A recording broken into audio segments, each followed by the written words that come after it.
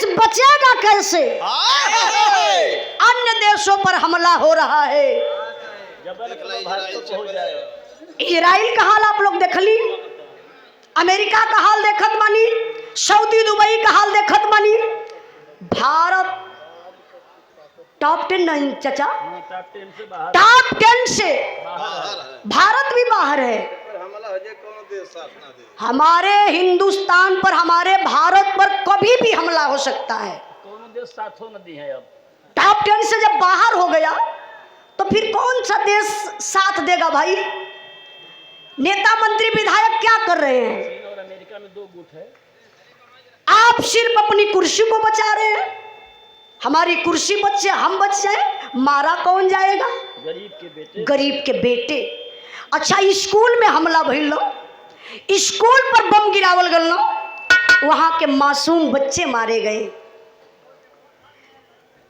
काहे न कोनो नेता मंत्री के कोठी पर गिर गल होत बम, नेता मंत्री विधायक मरल होतन। भैया नेताजी आप क्षमा आपसे चाहब। हाँ, जरा सोचिए, जब भी मारे जाते हैं तो गरीब मारे जाते हैं। इसलिए इस बिरहा को आप लोग दिल लगा के सुनिएगा, कलेजा कांप जाएगा कि हमारे हिंदुस्तान के फौजी जवान होते हैं क्या। ई जवान गीत बा हमरे नौजवान भाई लोगन के दिल के धड़कन बा। अब पुरनिया चाचा दादा लोगन के यादगार बा। काहे से देखा, जमाना सबकर होला, अपने अपने जमाना का, अपने अपने समय का सब हीरो होला।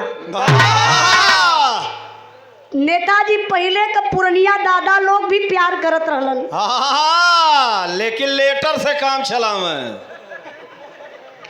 जे पढ़ल लिखल चाचा रहे वो लेटर लिख दे कि भेजने वाला बसंतू, पाने वाली फगुनिया। चाचा लोगन का प्यार शुरू होए, हाँ, बरसीन से खत्म कहाँ होए? ऊखी में। हमरे एक बात समझ में ना आवे, चाचा लोग जब प्यार करत रहलन, जे अनपढ़ गंवार रहल ऊ कैसे प्यार करत रहल होई? अरे भैया, खुरपा से निशान मारत चल जाए। कहाँ आए वही बगीचा किनारे बैठल रहा।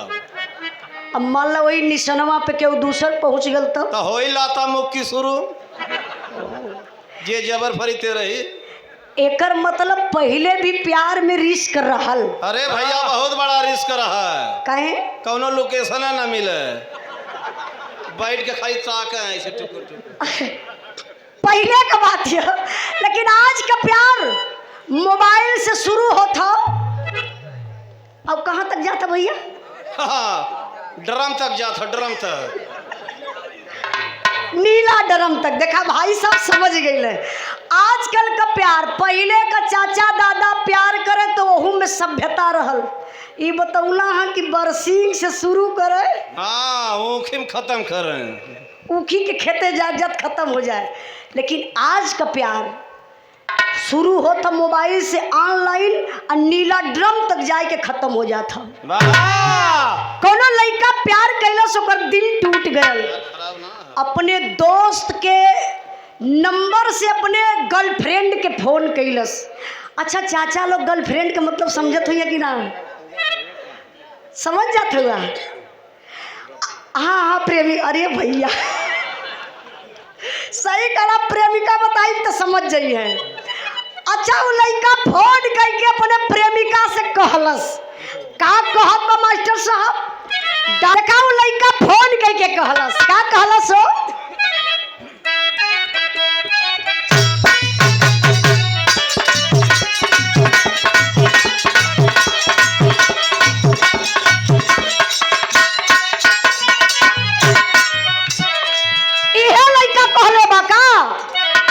जिंदगी में जहर घोरे लुए जान, जिंदगी में जहर घोरे लुए जान,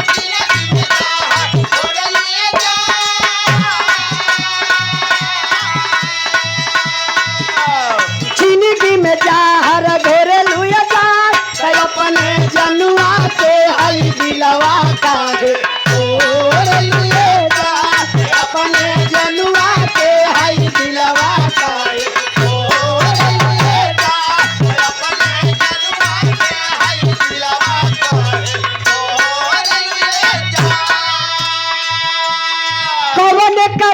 तू करेलू बेवफाई पूछला पे झूठो सचो देवेलू गवाई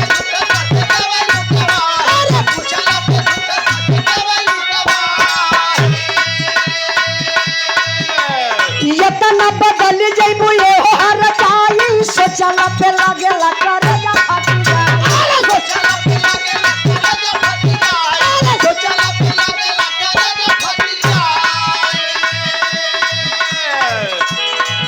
दूसरा के ओढ़नी ओढ़लू ये जान दूसरा के ओढ़नी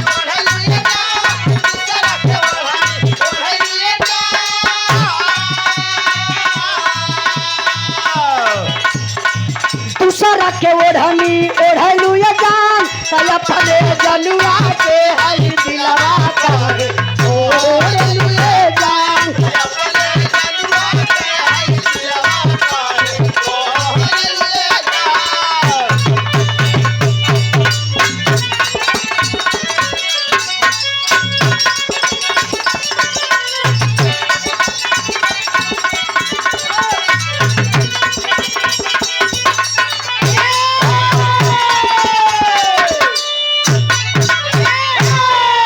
कुछ कलाकार हुआ तो जाए के पहले कमेटी में बतिया लेना टाइम बांधा लोकगीत गवादा बिरहा गवादा लेकिन उजाला जाली तो पूरी जिम्मेदारी अपने सर पर ले ली बाबूजी मजबूती से अपन काम करो। हमारी सोच रहे कि हम बिरहा लिखले बनी तो पब्लिक हमारा नाम पर आइल बा हम टाइम वाइम कुछ ना देखीला हम ई सोचीला कि हमार पब्लिक संतुष्ट कैसे हुई कांड से कि वीर रस से कि लोकगीत से कि धुन तराना से कि बतियौले से कि रौले से कि गौले से ये हमार जिम्मेदारी बा तो जब भी हम बिरहा गाइला तो बड़े जिम्मेदारी से गाइला हम पब्लिक के देख के बिरहा गाइला समय समय तो अपने हाथे में बा मन करत अब बिरहा बंद करके घरे निकल चला अब मन करी तो सुबह 7 बजे 8 बज जाई समय तो अपने हाथ में ना बाबूजी। हाँ पब्लिक आप लोग बार बार ना मिलबा अभी यहाँ से हम गाय के चल जाब कल हमार कहीं और बिरहा परसों और कहीं चौथे दिन और कहीं लेकिन आप लोग बार बार ना मिलबा इसलिए हम पब्लिक से बिरहा गाइला हमरे लिए पब्लिक भगवान बा आप लोग भगवान हैं। पहले ही हम कहली कि आज के ज़माना में केहू के पास टाइम ना बा बाप का बात बेटवा ना सुनत बेटवा का बात बाप ना सुनत आप लोग कितना महान हुआ जो नवहीन तक बैठ के हमान का बात सुनत हुआ बिरहा सुनत हुआ सुनत ना हुआ इस सवा के बच गए हूँ साधन वाले निकल के ना बिना साधन वाले हूँ देखा ये पागल आदमी का अरे नहीं नहीं इंद्राज भाई यह मोहब्बत बा आई कोई वो बिरहा के फरमाइश भइल रुका कुछ भाई अलन हाँ जब गा के हम बैठल रही बाबूजी तबे कहलन है कि उजाला एक तोहर बिरहा सुनल जाला एक वो हास रस के बिरहा गायदा कौन वाला मंगल वाला अरे हम गाय दे जब आप लोगों का आदेश हुई तो हम गा दे हेलो देखिए पब्लिक जवन चाहे वो है परोसा उजाला जी बाबू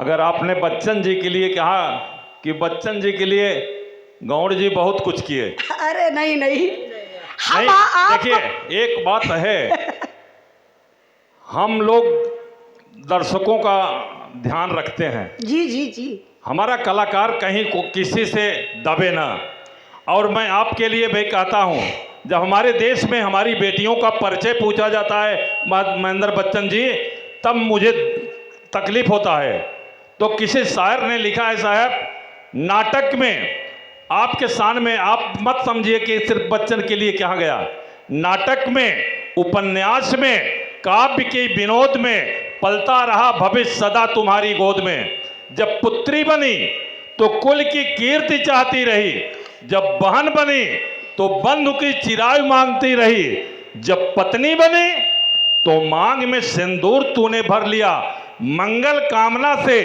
जीवन को यज्ञ सा बना लिया। और जब माँ बनी, माँ के मर्तबा के बारे में कौन साहब लिख सकता है, कौन बोल सकता है।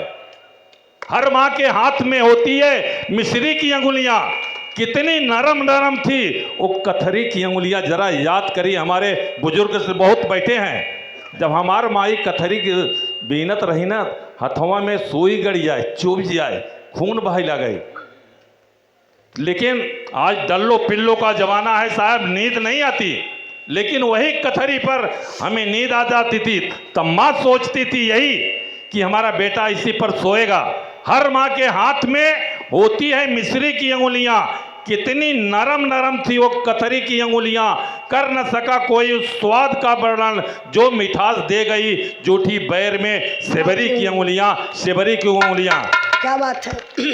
तो अब माँ के मर्तबा के बारे में कौन जाने, इसलिए आपका मैं बधाई देता हूँ। रोली और सिंदूर का श्रृंगार ना होता, रक्षाबंधन और भैया दूज का त्योहार ना होता, वो घर के आंगन सोने रह जाते जिस घर में बेटियों का अवतार नहीं होता, बेटियों का अवतार नहीं होता था। भारत माता की धन्यवाद। बहुत बहुत धन्यवाद संचालन महोदय जी।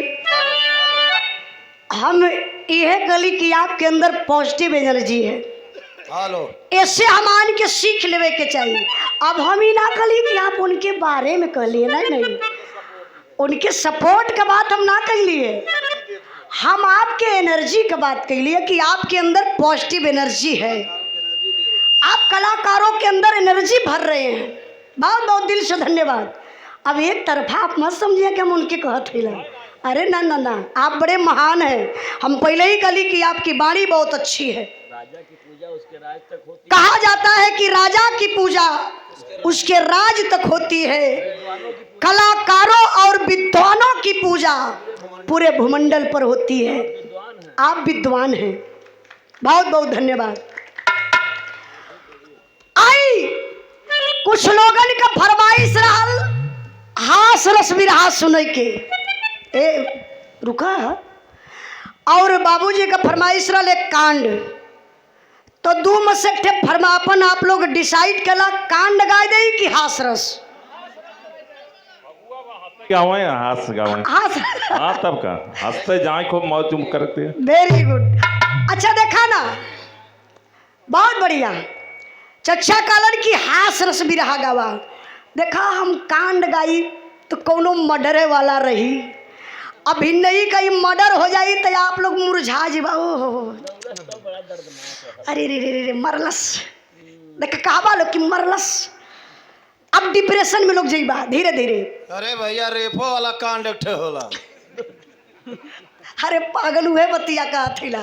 देखा कहले के बोला कांड गाई तो दूसरे का विपत आप लोग कपारे काहे के लेबा। एक हास रस का बिरहा हो जाए, आप लोगों के फुल एनर्जी मिल जाए, तनी से आप लोग यारा आ जाता, जैसे बुझाती है उनसे दुश्मन ही कौनो बा। अच्छा सुना था, अरे मेरे चच्चू का तुम कि सुना था बढ़िया। हाँ भले ना बढ़िया देखा था का। अच्छा आई एक लाइन गीत गा दे। हेलो ए भैया तनी यही बढ़ावा, कोरसवा इनके बगल, हारमोनियम के बगल वाला रुका तनी। हेलो हेलो नीला वाला हो, कुल तो नीले है। हेलो हेलो नंबर ना लगो लेवा का ना होता, यहीं से पकड़ के लेके चल जा, झटके में काम हो जाए। देख भैया से पकड़वा दा, तू बोल भाई। हेलो तेरे सटू हेलो सटी जायल करा। हेलो तू भैया हेलो इनकर कम बोला था, तन झटके में बढ़ा दा बीरन। हेलो हेलो रुका, हेलो हेलो और थोड़ा सा हेलो हेलो हेलो तनी कम बोला था, ज्यादा ही चला रह दा। चलिए अच्छा यहीं पर नहा लिहल जा, आप नहावत रहिया भैया, तनी बढ़ जाई तो ठीक बा। एक गीत गा दई, ओकरे बाद एक मजेदार बिरहा आप लोगन के सुना दई, एकदम नए के जमाने का। अब मास्टर साहब तो